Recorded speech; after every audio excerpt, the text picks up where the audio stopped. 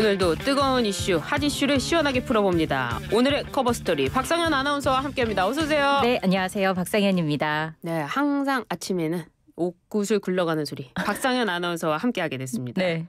얼굴도 이쁘니까요. 저희 유튜브도 많은 시청 부탁드리고 구독도 부탁드립니다. 보이는 라디오로 함께하고 있습니다. 그렇습니다. 항상 우리 박상현 아나운서를 클로즈업 해주세요. 신경 써서 화장을 하고 오니까요.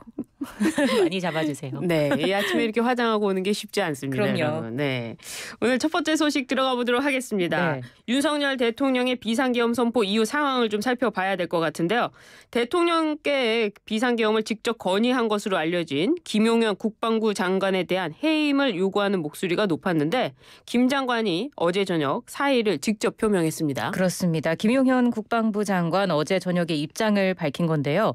국민께 혼란을 드리고 심려를 끼친 데 대해 책임을 통감하고 송구스럽게 생각한다면서 모든 사태에 책임을 지고 대통령께 사의를 표명했다고 말했습니다. 네. 김 장관은 비상계엄 사무와 관련해 임무를 수행한 전 장병들은 장관의 지시에 따른 것이라며 모든 책임은 본인에게 있다고 강조했고요.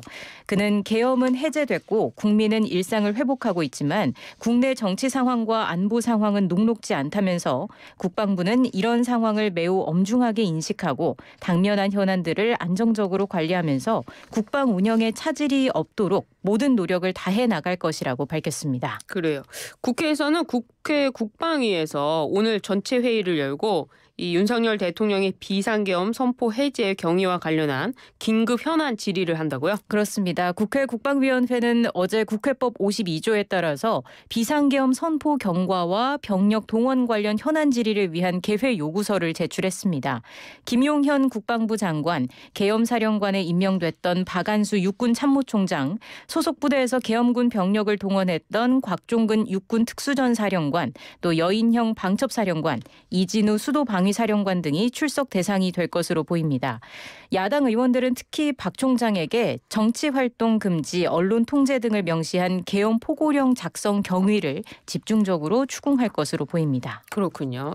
한편 윤석열 대통령의 비상계엄 선포에 한덕수 국무총리와 일부 국무위원들은 반대 의사를 표명했다 이렇게 전해지고 있어요. 네, 윤석열 대통령이 그제 비상계엄을 선포하기에 앞서서 용산 대통령실에서 국무회의를 소집해서 계엄 선포안을 심의에 붙였는데 당시 자리에 있던 국무위원 다수가 계엄 선포에 반대했던 것으로 알려졌습니다.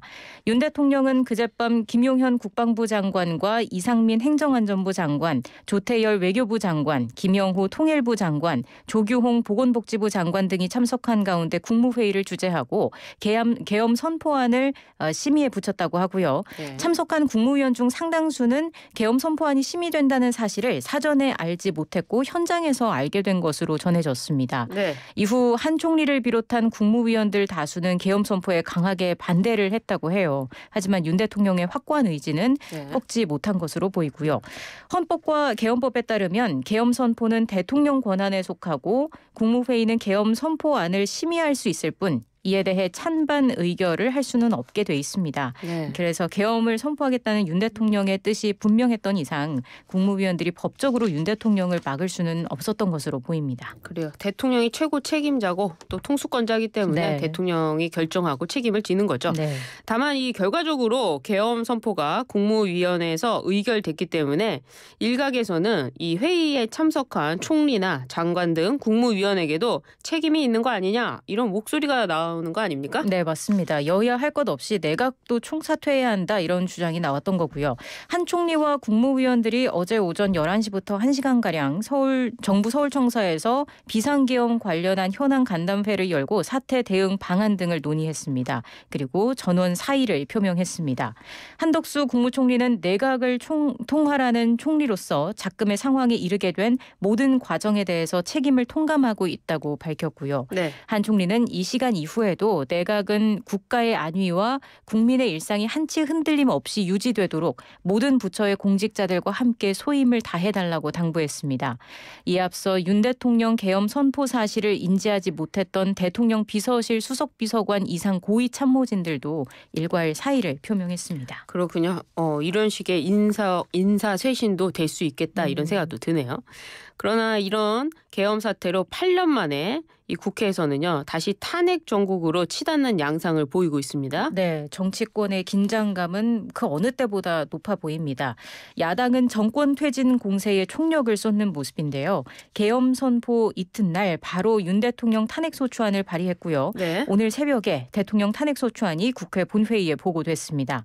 헌정사상 세 번째 현직 대통령 탄핵소추안입니다. 네. 국회법을 보면 탄핵소추안은 발의된 뒤 처음 열리는 본회의에 보고하고 24시간 이후 72시간 이내에 표결을 하도록 돼 있습니다. 네. 국회 본회의에서 대통령 탄핵소추안 가결 요건을 보면요. 재적 의원 과반 출석에 출석 의원 3분의 2 이상 찬성입니다. 네. 현재 재적 의원 300명 기준 200명의 찬성이 필요한 건데 지금 범야권이 총 192석이잖아요. 그렇죠. 여권 이탈표가 8표 이상이 나오면 가결이 되는 셈입니다. 예. 그래서 국민의힘 이탈표 여하가 탄핵안 가부를 가르게 된 상황입니다. 그렇군요. 세 번째 현직 대통령 노무현 전 대통령이 있었고요. 박근혜 전 대통령 그리고 윤석열 대통령 탄핵 소추안입니다. 네. 이 여야 각각 본회의 직전까지 어젯밤에 의총을 열었는데요. 분위기 어땠습니까? 국민의힘은 오늘 본회의 새벽에 본회의 참석하지 않고 별도 장소에서 의원총회를 열었습니다. 네. 한동훈 대표와 추경호 원내대표 등이 윤 대통령을 만나서 계엄 사태 후속 대책을 논의한 뒤에 열린 의총인데 탄핵안을 놓고서도 여러 이야기가 나온 것으로 전해졌습니다. 네. 추 원내대표는 총회를 마친 뒤 윤 대통령 탄핵안에 반대를 당론으로 확정했다 이렇게 밝혔습니다. 네. 본회의에 아예 불참할지 등 의사표시 방법에는 표결 날짜가 정해지면 논의하겠다고 덧붙였고요. 어제 오전에 열렸던 국민의힘 의원총회에서는 내각 총사퇴와 김용현 국방장관 해임 등 책임자 문책, 대통령 탈당 요구 등 세 가지가 후속 대책으로 제시됐는데요. 네. 김 장관 해임 등 책임자 문책과 내각 총사퇴 이 두 가지를 제외하고 윤 대통령 탈당 요구에는 당 내에서 의견이 좀 갈린 것으로 전해졌습니다. 그렇죠. 윤 대통령이 탈당하게 될 경우에는 여당이 야당이 되기 때문에 아마 당내 찬반 의견이 갈린 것으로 보입니다. 네. 민주당 목소리 전해주시죠. 민주당은 윤석열 대통령 탄핵소추안에 반대 당론을 정한 국민의힘에 매우 유감이고 강력하게 항의한다는 뜻을 밝혔습니다. 조승래 수석 대변인은 윤 대통령 탄핵안이 본회의에 보고된 뒤 기자들과 만나 국민의힘이 내란죄의 부역자가 되겠다고 선언한 것이고 결코 용납할 수 없다며 이같이 비판했습니다. 이어 김건희 여사 주가 조작 의혹을 불기소 처분한 이창수 서울중앙지검장 등 검사 3명과 최재해 감사원장 탄핵안을 오늘 오전 본회의에서 처리하겠다고 예고했습니다. 예. 앞서 비상시국대회에 참석한 이재명 대표는 계엄령이 내려졌던 밤이 현실로 믿어지지 않는다며 윤 대통령이 정상적, 합리적 판단을 하기 어려운 상태로 보인다고 주장했습니다. 네. 한편 또 어제 당과 정부, 대통령실 관계자들이 모여서 이 비상계엄 후속책을 논의했다고 하는데요. 어떤 이야기가 나왔습니까? 네, 한독수 총리와 한동훈 대표, 추경호 원내대표 등은 어제 오후 정진석 대통령 비서실장 등 대통령실 고위 참모들과 서울 삼청동 총리공관에 모여서 대책을 논의했습니다. 네. 당과 정부, 대통령실 관계자들이 모여서 비상계엄 후속책을 논의하는 자리에서 한동훈 대표가 윤 대통령에 대한 탈당 요구를 전달한 것으로 알려졌습니다. 한 대표는 이후 추경호 원내대표 등 일부 중진 의원들과 함께 용산 대통령실에서 윤 대통령을 직접 만나 후속책을 논의했지만 이 자리에서는 탈당에 대한 직접적인 언급은 나오지 않은 것으로 전해지고 있습니다. 예. 이날 용산 회동에는 국회 부의장인 주호영 의원을 비롯해서 권성동, 권영세, 김기현, 나경원, 윤재욱 의원 등 여당 중진 의원들도 참석했습니다. 이런 가운데 윤석열 대통령이 오늘 대국민 담화를 검토 중인 것으로 알려졌는데요. 네. 비상계엄 선포와 관련된 해명과 사과가 나올 것으로 예상되는 대목인데 글쎄요. 앞으로 조금 나올 소식을 지켜봐야 할 것 같습니다. 그렇군요. 오늘 대국민 담화를 할지 안 할지부터 좀 네. 지켜봐야 되겠네요. 야당이 탄핵소추안을 제출하고 본회의에 보고됐다는 소식을 좀 전해드렸는데 윤석열 대통령의 이 탄핵소추안 구체적인 내용 한번 살펴볼까요? 네, 국민의힘 의원을 제외한 6개 야당 의원 190명 전원과 무소속 김종민 의원이 서명한 윤석열 대통령 탄핵소추안 그 내용을 좀 들여다보겠습니다. 예. 윤 대통령이 전날 선포한 비상계엄이 계엄에 필요한 어떤 요건을 충족하지 못했음에도 헌법과 법률을 위반한 채 비상계엄을 발령해 국민 주권주의와 권력 분립의 원칙 등을 위반했다는 점이 탄핵의 주요 사유로 담겼습니다. 비상계엄 발령 후에 발표된 포고령에 따라 모든 언론과 출판이 계엄사의 통제를 받고 파업, 집회가 금지됐기 때문에 언론, 출판과 집회, 결사 등 헌법상 표현의 자유가 침해됐다는 내용도 포함이 됐고요. 또한 비상계엄 선포를 두고 본인과 가족의 불법에 대한 진상조사 및 특검 수사가 임박하자 이를 회피할 목적으로 계엄령을 발령하고 군과 경찰을 불법 동원해 헌법기관인 국회의 작동 불능을 시도하고 헌정 질서를 파괴했다는 표현도 포함된 것으로 전해졌습니다. 그래요. 여러 가지 소추의 이유가 있던데 네. 조금만 아마 보여드리셨네요. 윤 대통령 탄핵은 이번 주 안에 결론을 보겠다는 생각인 것 같은데요. 국회 어떻습니까? 오늘 새벽 본회의에 탄핵소추안이 보고가 됐지 않습니까? 네. 앞서 설명드린 대로 탄핵소추안은 본회의에 보고가 된 뒤 24시간 이후 72시간 이내에 표결을 해야 하는 만큼 빠르게 진행이 될 것으로 보이고요. 네. 정확한 표결 시점에 대해서는 야당은 지도부가 결정할 것이라고 밝혔습니다. 야당은 만약 여당에서 충분한 이탈표가 나오지 않아서 탄핵소추안이 부결될 경우엔 10일에 정기국회가 종료된 뒤에 임시국회를 열어서 다시 탄핵소추안을 발의한다는 계획입니다. 그래요. 만약에 이게 통과된다면, 그러니까 가결되면 어떻게 되는 겁니까? 이게 가결이 되면은 탄핵안이 국회를 통과한 것만으로도 윤 대통령은 헌법이 대통령에 부여하는 국가 원수이자 행정부 수반으로서의 권한을 행사할 수 없게 됩니다. 국회 본회의에서 의결될 경우 국회는 대통령실에 탄핵소추 의결서를 보내고요. 의결서가 전달되는 시점에 윤 대통령의 직무가 정지되는데요.